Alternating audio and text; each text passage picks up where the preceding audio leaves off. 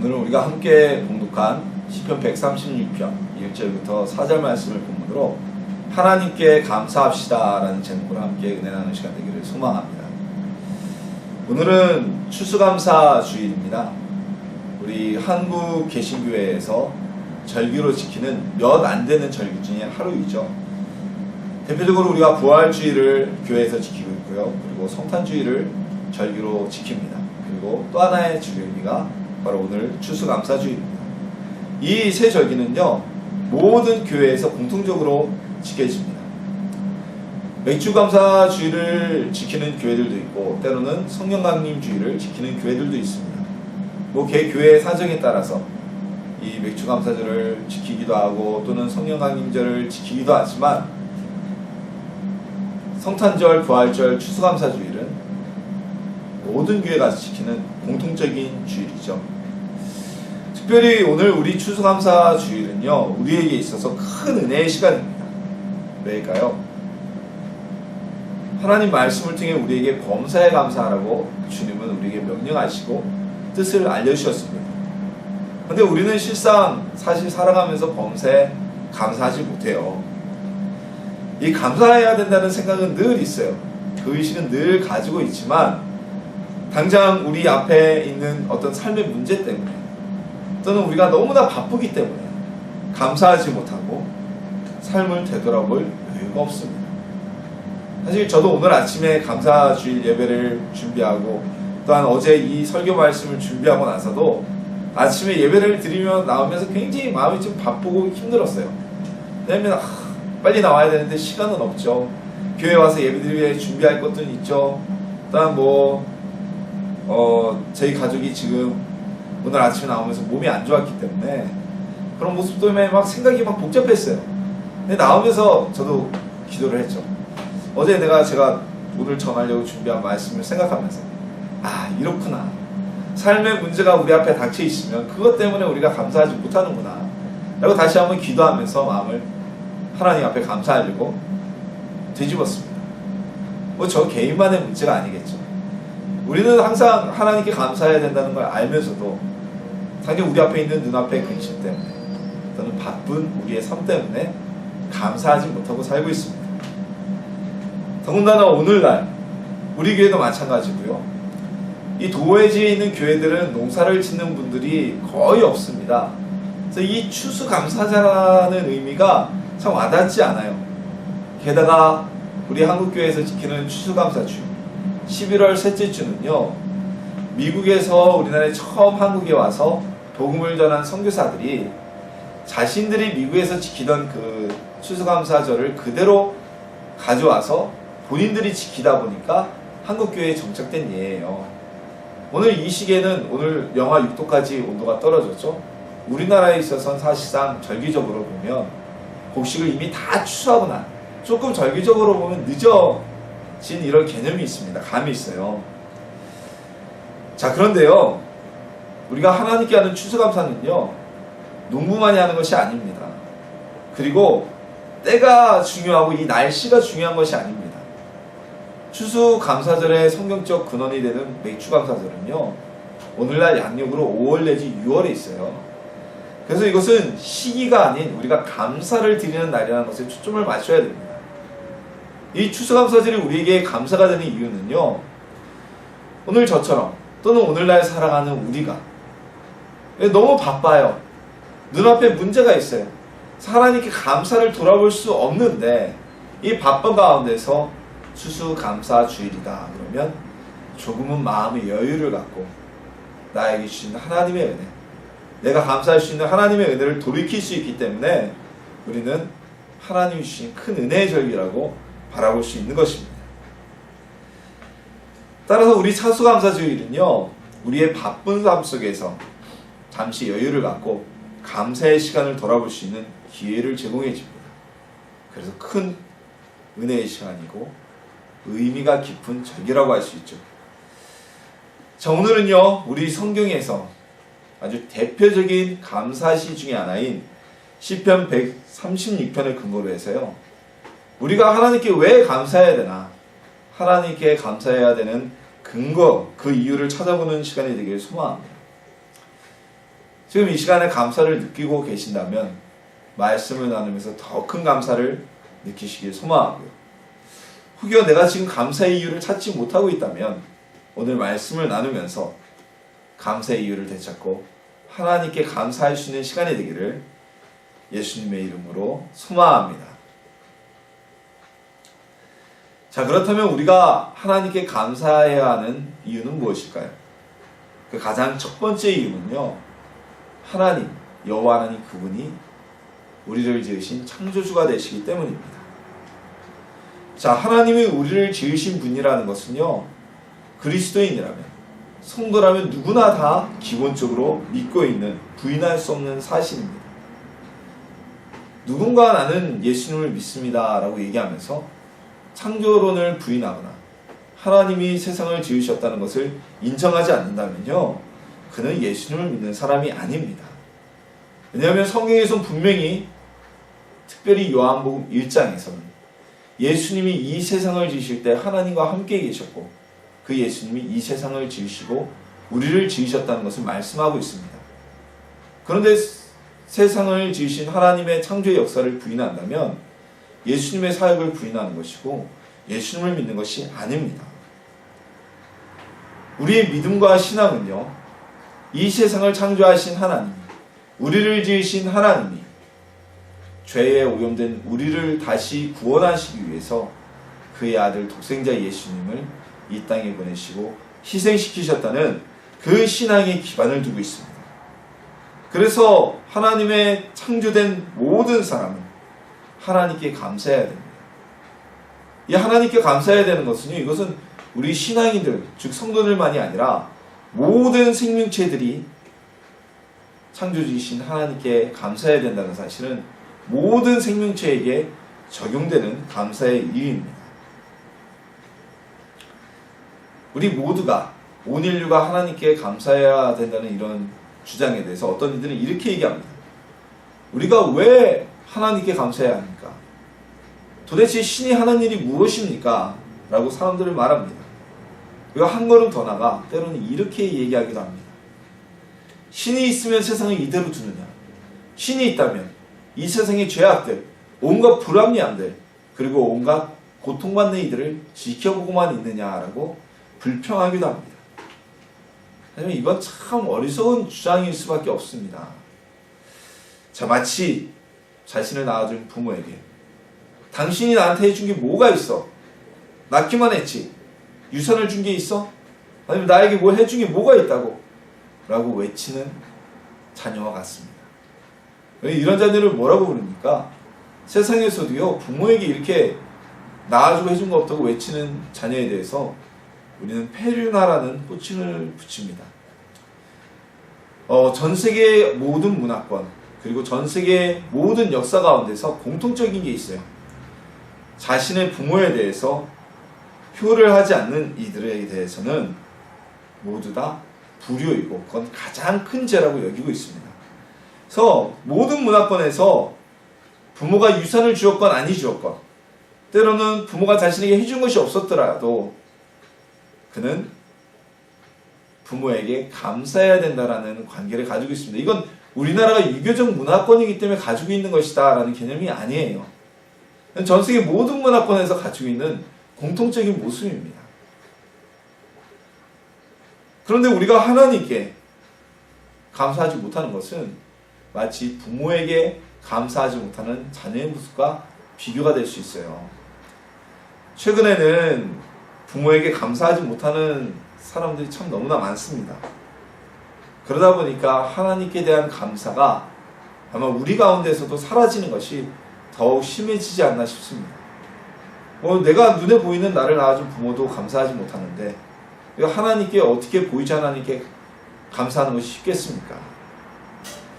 하나님은요, 우리가 존재하도록 해주신 분입니다. 사람의 탄생에는요, 생물학적으로도 굉장한 신비가 담겨져 있습니다. 정자와 난자라고 하는 어떤 아주 한 단세포와 같은 그 조직이 결합이 되어서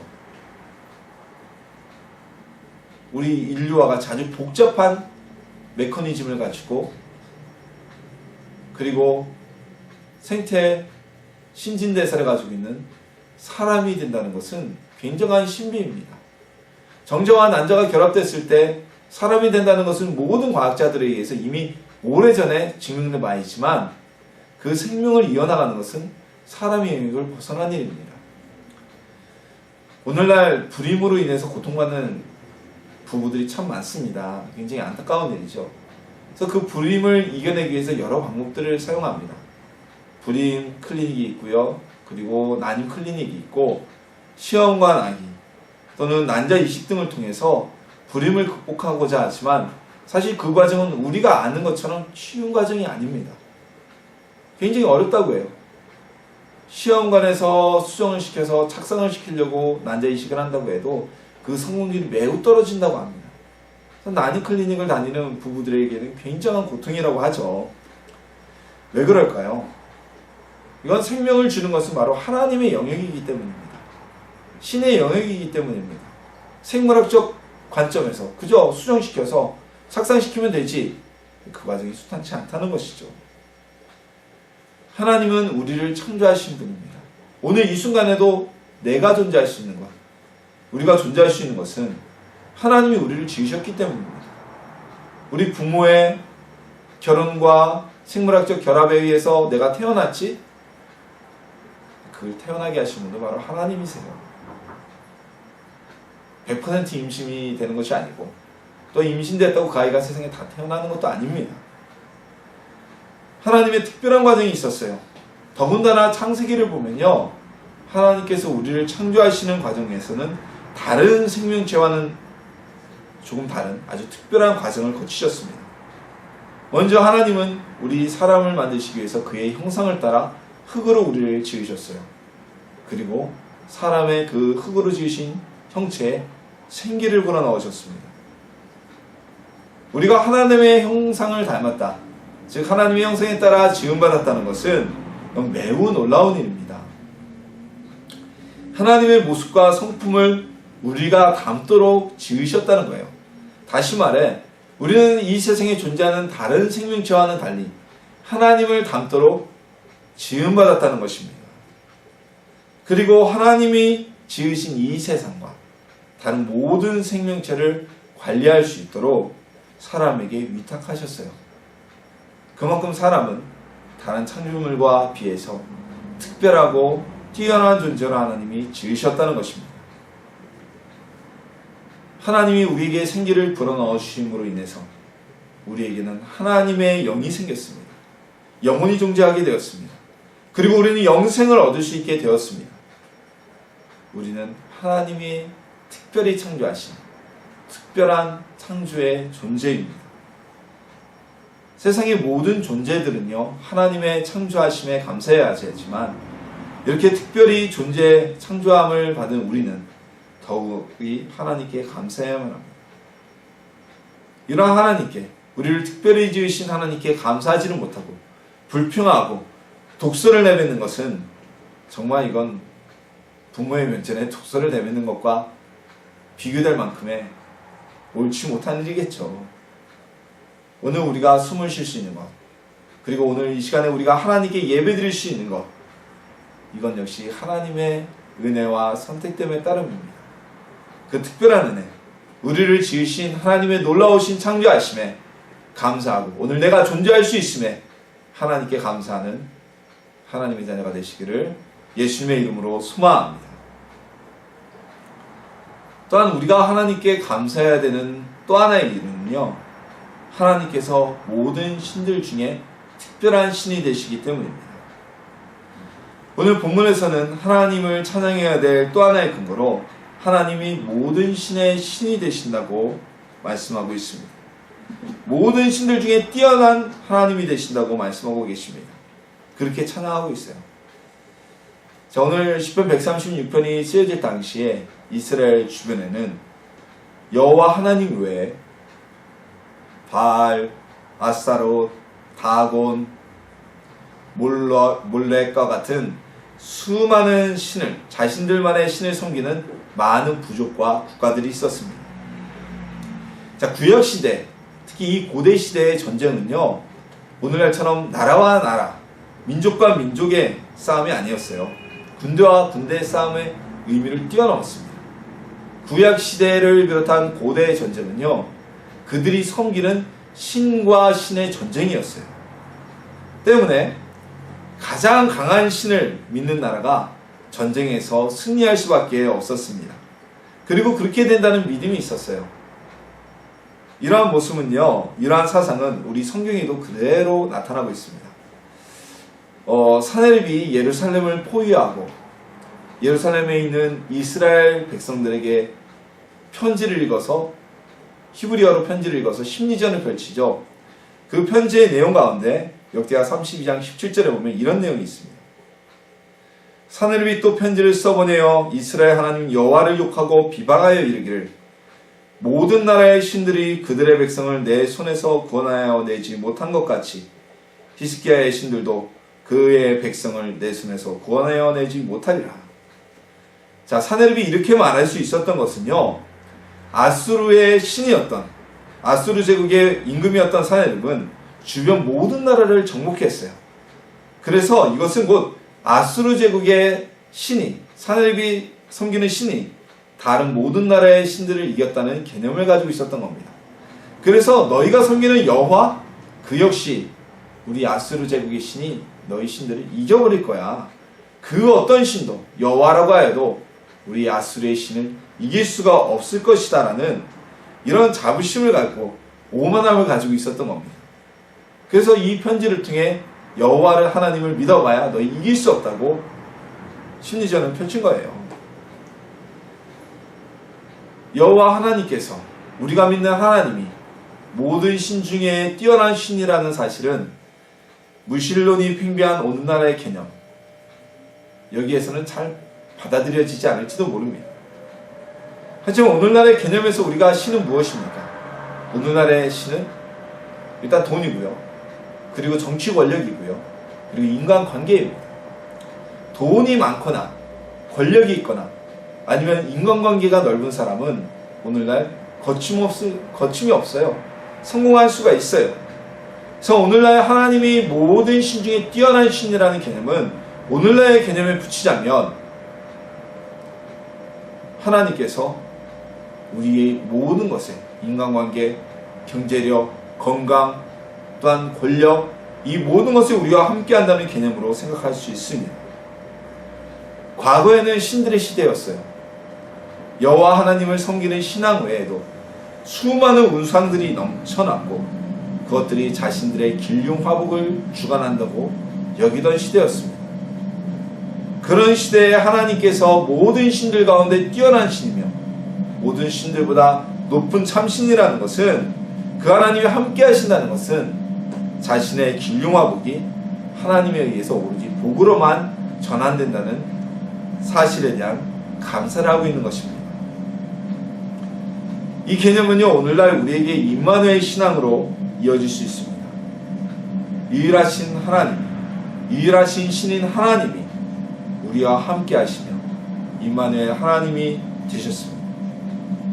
이 임마누엘 하나님은요, 우리의 영적인 문제뿐만이 아니라 예수님이 계셨을 때 그곳에 가난한 이들이 배불렀고 병든 이들이 병고침을 받았고 영혼의 아픔이 있는 이들이 영혼의 아픔이 치유된 것처럼 우리의 영적 문제만이 아니라 임마누엘 하나님이 우리와 함께 하실 때 우리의 세상 권세를 가진 모든 이들과 싸워 승리케 하시며 우리의 물질의 문제, 육신의 문제, 삶의 모든 문제가 해결되어질 것이라는 말씀입니다. 하나님이 함께 하시면 세상에서는 물질의 권력이 커 보이고 정치의 권력이 커 보이고 그것이 가장 큰 힘인 것처럼 보이지만 그 모든 것을 이기시는 참된 유일하신 신인 하나님이 우리와 함께 하시니 우리를 그 모든 것에서부터 승리케 하실 것이라는 말씀이 바로 오늘 시편의 고백입니다. 그리고 그 지원을 받는 우리는 하나님께 감사해야 된다고 고백하고 있는 것입니다. 신 중의 신인 하나님, 유일하신 신인 하나님이 우리와 함께 하심으로 우리는 감사해야만 합니다. 하나님은 사단의 권세를 짓밟으셨고 우리를 승리케 하셨습니다. 우리를 죄에서 건지셨고 영혼을 천국으로 이끄시고 영생을 주신 하나님이십니다. 이 하나님 앞을 가로막을 어떠한 권세도 없습니다. 어떠한 세력도 없습니다. 이 전지전능하신 하나님이 우리와 함께하고 계십니다. 임마누엘 되시는 하나님께 감사하는 성도님들이 되시기를 예수님의 이름으로 축원합니다. 우리 본문의 시편은 창조주 하나님의 위대하심에 찬양하고 뒤이어 이스라엘을 출애굽시키며 구원하신 하나님의 역사들을 나열하면서 그에 대해 감사하라고 선언하고 있습니다. 자, 이스라엘의 출애굽 여정, 이스라엘의 출애굽 여정을 오늘날 성도들이 하늘나라에 가는 천국 여정에 비유하기도 합니다. 이스라엘의 출애굽의 시작이 어떻게 되었습니까? 하나님의 역사하심을 통해 노예 생활에서 건져내셔서 그들을 가나안으로 이끌어가신 여정이었습니다. 이스라엘의 광야 생활은 그래서 우리가 천국에 이르기 전에 이 세상에서의 삶이라고, 살아가는 삶이라고 비유하여 보기도 합니다. 따라서 오늘 본문에서 출애굽과 광야 생활에서 역사하신 하나님께 감사라는 말씀은요, 오늘 우리의 삶 속에서 역사하실 하나님께 감사라는 외침인 것입니다. 이스라엘은 광야 여정 가운데서 특별한 하나님의 은혜를 받았습니다. 그들은 안식일을 제외한 모든 날 매일마다 만나라는 신양을 하나님께 공급받았습니다. 그래서 그들은 더 이상 양식을 구매하거나 또는 농사를 짓지 않아도 식량을 얻을 수 있는 은혜를 받았습니다. 이 은혜는 무려 그들이 가나안에 들어가서 소출을 거두기 전까지, 가나안에 들어가기 전까지 40여 년 동안 광야 생활에 늘 함께하는 은혜였습니다. 또 이스라엘 백성에는 또 하나의 은혜가 있었는데요, 이들이 광야 40년을 지내는 동안 그들의 의복과 신발이 헤어지지 않는 은혜를 받았습니다. 이스라엘 민족이 작년만 60만이 출애굽했죠.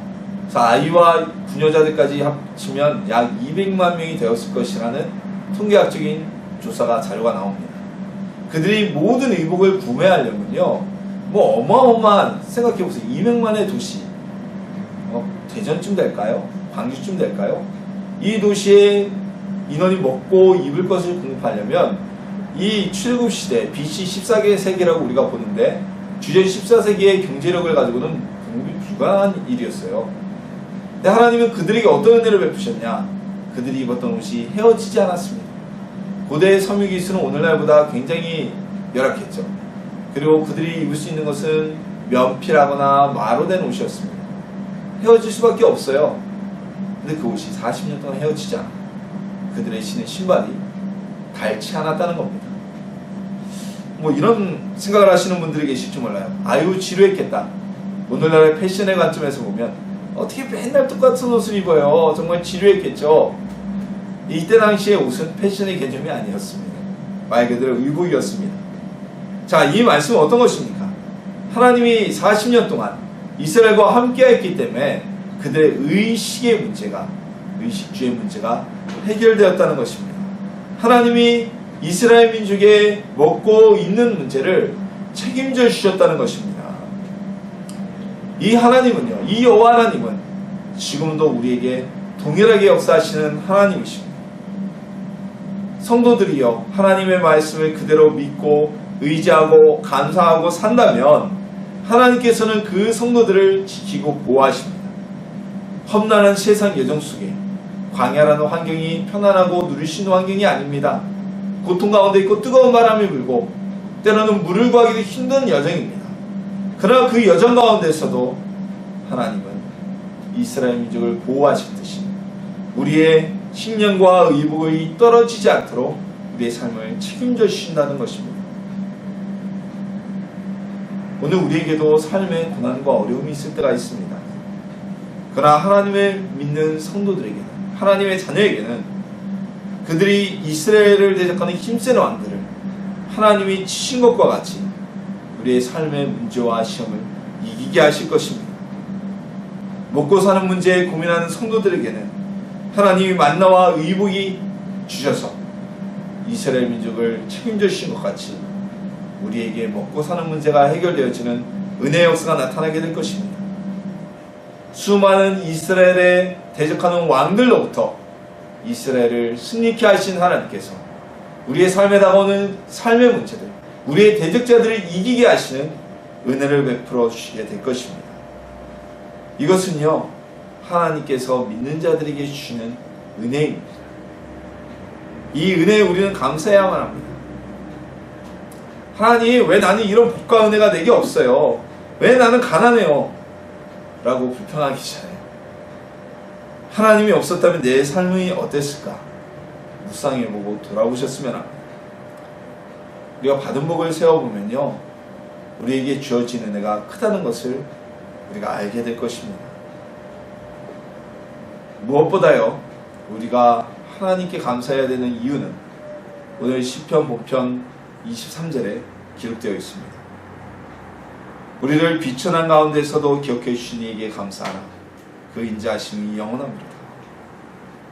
우리가 정말 바닥에 내려앉았을 때, 삶이 밑이 없는, 끝이 없는 바닥까지 내려갔을지라도 사람들은 나에 대해서 등을 돌리고 나에 대해 기억하지 않을 그 순간에도 여호와 하나님께서는 우리를 기억하고 계신다는 겁니다.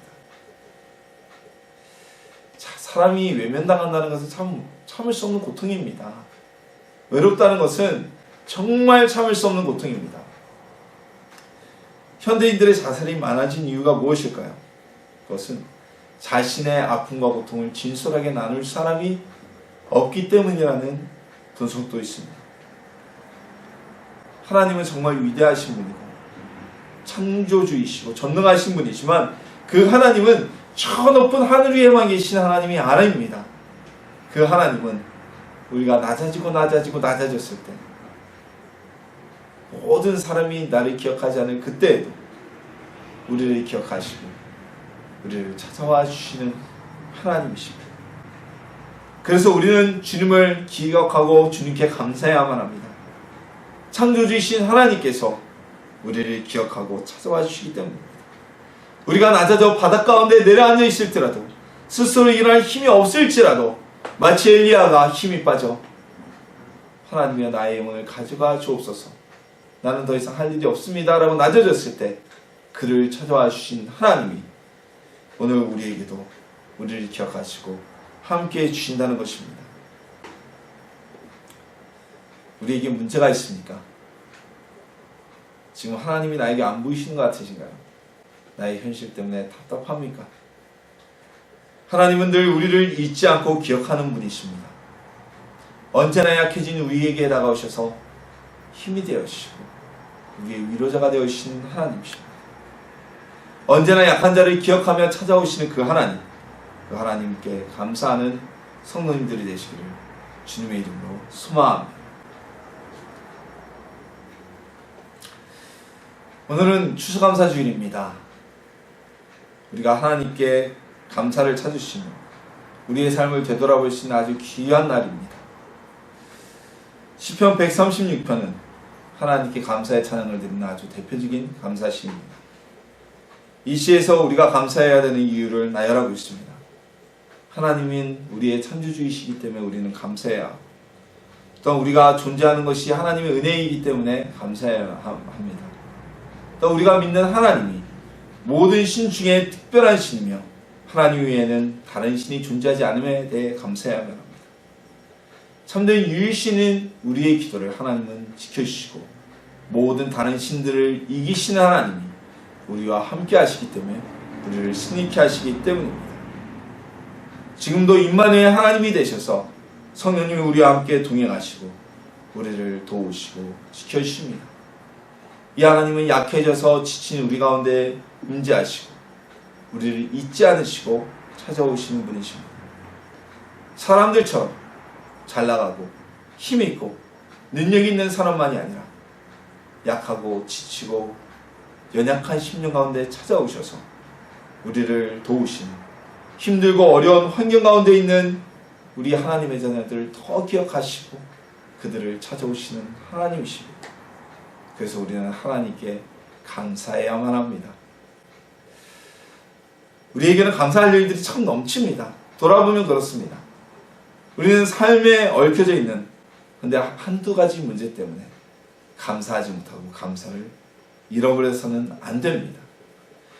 우리를 인도해 주시고 우리를 찾아와 주시고 우리의 힘이 되시는 하나님께, 우리를 승리케 하시는 하나님께, 우리의 삶을 책임져 주시는 그 하나님께 조목조목 감사하는 하나님의 자녀 되시기를 소망합니다.